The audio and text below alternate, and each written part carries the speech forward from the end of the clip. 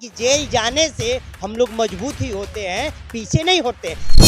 जाके कह दो चौकीदारों से, जाके कह दो घुसखोरों और कप्तानों से, जाके कह दीजिए मोदी और योगी की सरकारों से, हम बढ़े हैं और बढ़ते रहेंगे इंकलाब और जय भीम के नारों से।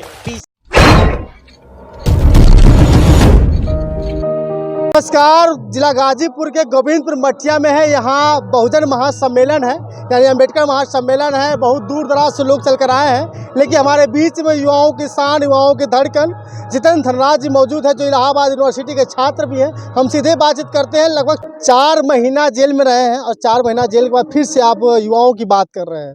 डर नहीं लग रहा है कि हो सकता है फिर से हमको बंद कर दिया जाए? नहीं, देखिए, हम लोग एक बात कहते हैं कि ये जेल की जो दीवारें हैं युवाओं को कैद नहीं कर सकती। आज बहुजन महासम्मेलन इस गाजीपुर की पावन धरती पे हो रहा है। ये बहुजन महासम्मेलन यही करे कि युवाओं की बात होनी चाहिए। बहुजन महासम्मेलन यही कह रहा है कि संविधान को धरातल पे उतार के बाबा साहब का जो कारवा था उसको आगे बढ़ाने की बात होनी चाहिए। और हम क्लियर कट बता देते हैं कि बाबा साहब के हम लोग वंशज हैं, डरने वाले नहीं है। जो एक नारा सुनते हैं ना, क्या हम संघर्षों के आदी हैं और हम अम्बेडकर वादी हैं। तो हमने कहा कि जाके कह दो चौकीदारों से, जाके कह दो घुसखोरों और कप्तानों से, जाके कह दीजिए मोदी और योगी की सरकारों से, हम बढ़े हैं और बढ़ते रहेंगे इंकलाब और जय भीम के नारों से, पीछे हटने वाले नहीं हैं। जिस यूनिवर्सिटी के छात्र आप हैं, उसी यूनिवर्सिटी में डॉक्टर विक्रम जी हैं। उनके साथ कहीं न कहीं भेदभाव हुआ, सरकार ने उनके साथ गलत किया। लेकिन दिल्ली यूनिवर्सिटी का नाम जानते, दिल्ली यूनिवर्सिटी के डॉक्टर लक्ष्मण यादव को नौकरी से निकाल दिया, सिर्फ और सिर्फ बाबा साहब के मिशन को बताने के लिए। बिल्कुल, ये जो सरकार है ये संविधान विरोधी सरकार, ये जो सरकार वर्तमान में ये बहुजन विरोधी सरकार है।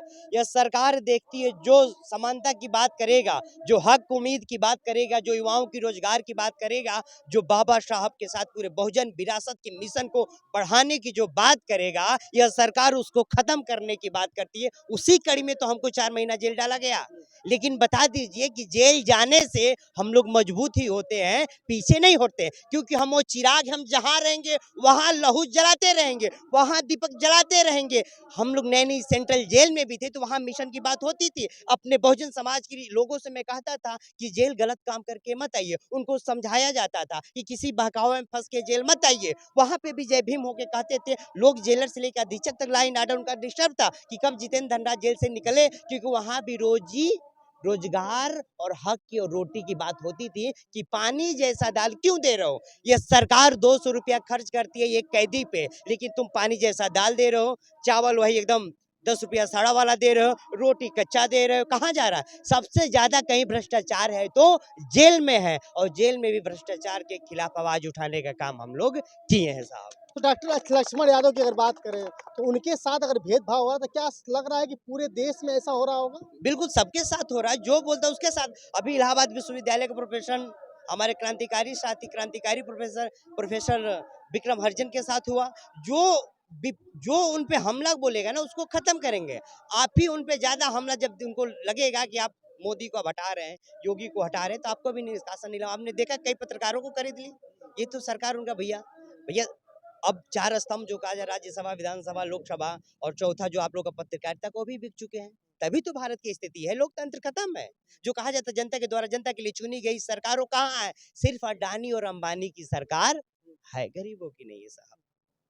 चलिए, हमारे साथ मौजूद है जितेंद्र धनराज जी, बहुत बहुत धन्यवाद आपका, शुक्रिया सर। बहुत बहुत धन्यवाद। बस हम यही कहेंगे कि हम लड़ेंगे, हम पढ़ेंगे, हम आगे बढ़ेंगे और बाबा साहब की संविधान को धरातल पे उतारेंगे। जय भीम, इंकलाब जिंदाबाद, नीला।